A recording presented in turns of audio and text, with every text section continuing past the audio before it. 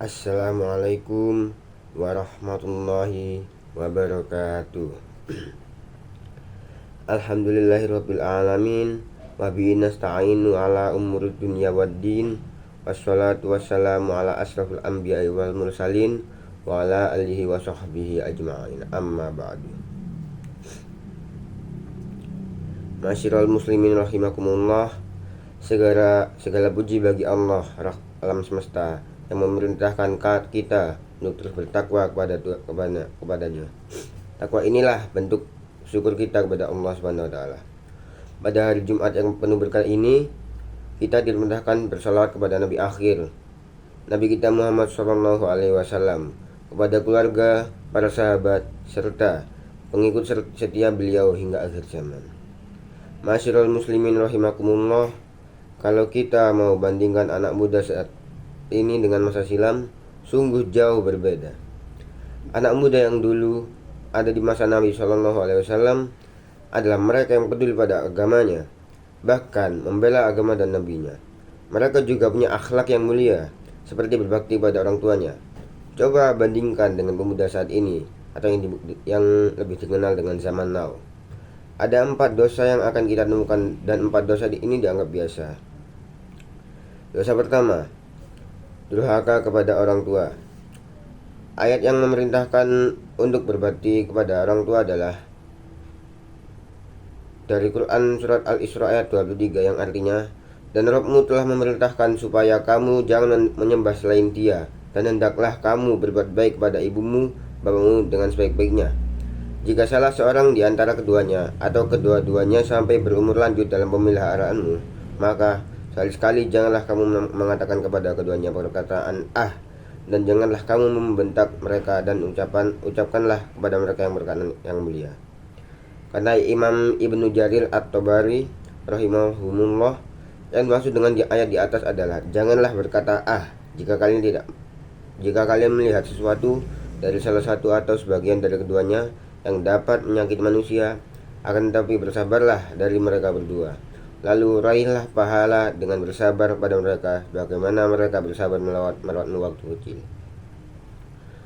Mengenal maksud berkata dalam ayat, dikatakan oleh Imam Ibnu Jarir At-Tabari rahimakumullah, segala bentuk perkataan keras dan perkataan jelek pada orang tua. Coba perhatikan bentuk kedurhakaan kepada orang tua yang dianggap jelek oleh ulama di masa silam. Mujahid rahimahullah mengatakan, tidak sepantasnya seorang anak menahan tangan kedua orang tuanya yang ingin memukulnya. Begitu juga tidak termasuk sikap berbakti adalah seorang anak yang memandang kedua orang tuanya dengan pandangan yang tajam. Barang siapa yang membuat kedua orang tuanya sedih, dari dia telah mendurhakai keduanya. Ka'ab al-Ahbar pernah dinyatakan mengenai perkara yang termasuk bentuk durhaka pada orang tua. Beliau mengatakan, yang artinya, apabila orang tuamu memerintahkanmu dalam suatu perkara selama dalam bukan maksiat, namun engkau tidak mentaatinya, berarti engkau telah melakukan berbagai macam kedurhakaan kepada orang keduanya. Bir al-Walidain halaman 8 karya Ibnul Jauzi. Coba perhatikan, banyak ataukah tidak kedurhakaan anak muda saat ini seperti yang ditunjukkan di atas? Betapa banyak anak muda saat ini dengan orang tua saja berbicara keras dan kasar. Lalu, dosa kedua yaitu pacaran, suka nonton video porno, hingga onani dan berzina. Padahal zina itu dilarang dan segala jalan menuju zina pun dilarang. Di antara jalan menuju zina adalah melalui pacaran.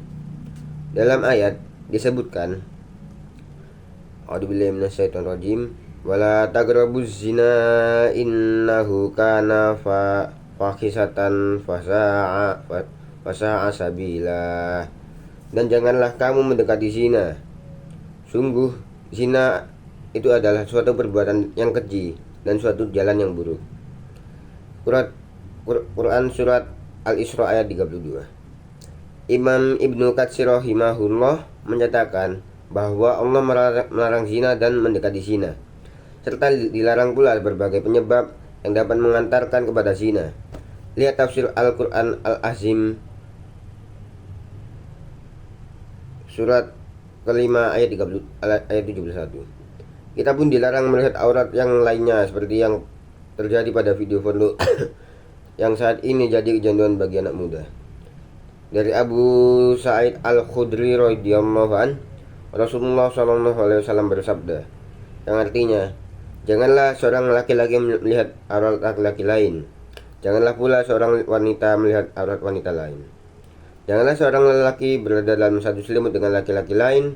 Janganlah pula seorang wanita berada dalam selimut dengan wanita lain. Hadis riwayat Muslim nomor 338. Adapun melakukan on ini berarti tidak bisa menjaga kemaluannya. Dalam ayat diperintahkan yang artinya, dan orang-orang yang memelihara kemaluannya kecuali terhadap istri-istri mereka atau budak-budak yang mereka miliki, maka sesungguhnya mereka dalam hal ini tiada tercela. Barang siapa mencari yang dibalik itu, maka mereka itulah orang-orang yang melampaui batas. Quran Surat Al-Ma'arij ayat 29 sampai ayat 31. Padahal sholat itu bagian dari rukun Islam. Dari Abdurrahman Abdullah bin Umar bin Al-Khattab radhiyallahu an, ia mengatakan bahwa ia mendengar Rasulullah SAW bersabda, yang artinya, Islam dibangun di atas 5 perkara: bersaksi bahwa tidak ada yang berhak disembah melainkan Allah SWT, dan bersaksi bahwa Muhammad adalah hamba dan utusan Allah, menunaikan sholat, menunaikan zakat, menunaikan haji ke Baitullah, dan berpuasa Ramadan. Hadis riwayat Bukhari nomor 8, Muslim nomor 16. Meninggalkan satu sholat saja begitu berbahaya. Dari Jabir radhiyallahu an, ia berkata, ia pernah mendengar Rasulullah SAW bersabda, yang artinya, sungguhnya batas antara seorang dengan syirik dan kufur itu adalah meninggalkan sholat. Demikian khutbah pertama ini. Semoga Allah memberikan taufik dan hidayah. Mohon maaf bila ada salah kata dan pengurangan penggunaan kata. Sekian, wassalamualaikum warahmatullahi wabarakatuh.